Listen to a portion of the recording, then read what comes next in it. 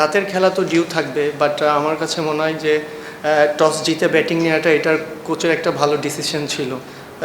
দেখেন আমাদের কিন্তু ব্যাটিং লাইন আপ অত বড় ছিল না, তো সেই ক্ষেত্রে আমাদের বোলিং সাইডটা অনেক স্ট্রং ছিল। আমাদের মনে হয় টসটা অনেক ইম্পর্টেন্ট ছিল, সেটা আমরা ভালোভাবে ইউটিলাইজ করতে পারছি। আশা করি তো নেক্সট ম্যাচ থেকে আমরা 4টা ওভারসিজ নিয়ে খেলতে পারি।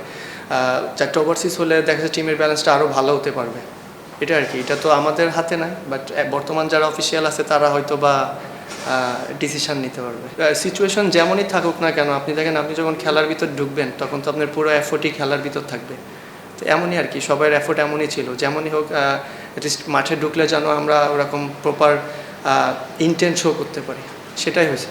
আল্লাহ রিজিকের একটা বিষয় থাকে যে আল্লাহ হয়তো এভাবে প্ল্যানিং করছে আমাদের এইভাবে হবে, বাট দিন শেষে আমি বললাম যে যতই ঝড় তুফান যাক না কেন, বাট খেলা তো মাঠের ভিতর। আপনি যখন 22 গজে ঢুকবেন তখন আপনার মেন্টালিটি খেলার জন্যই থাকবে। সবাই একটু ফ্রেশও আছে, প্রেশার আমার মনে হয় এখন কারোরই প্রেশার নাই, সবাই মেন্টালি ফ্রি এখন ক্রিকেট খেলতে পারবে। আসলে বর্তমান যারা অফিসিয়াল আছে তারা আসলে 2-1 দিনের ভিতরে এটা জানা যাবে কারা আসতেছে বা কারা এসে খেলবে নেক্সট ম্যাচ থেকে, এটা আর কি। একটু প্রবলেম ছিল, সেই প্রবলেমটা সলভ হওয়ার সাথে সাথে আমরা সবাই ফ্রি হয়ে গেছে, যেটা আমার মনে হয় যারা কোচিং স্টাফে যারা নতুন আসছে বা যারা নতুন অফিসিয়াল আসছে তারা আমাদের পুরো মেন্টালি ফ্রি করে দিয়েছে। বললাম তো যে আমরা একদম মেন্টালি ফ্রি ক্রিকেট খেলতে পারছি এখন। এটা তো কমিটির টিম, এটা তো আমরা এলাকাগত জানি, বাট এটা তো এখন কমিটির টিম, এটা কীভাবে বলবো? এখানে তো লাইভ টেলিকাস্ট ম্যাচ, এখানে তো কমিটির টিম যদি থাকে এটা তো লাভ নাই আসলে।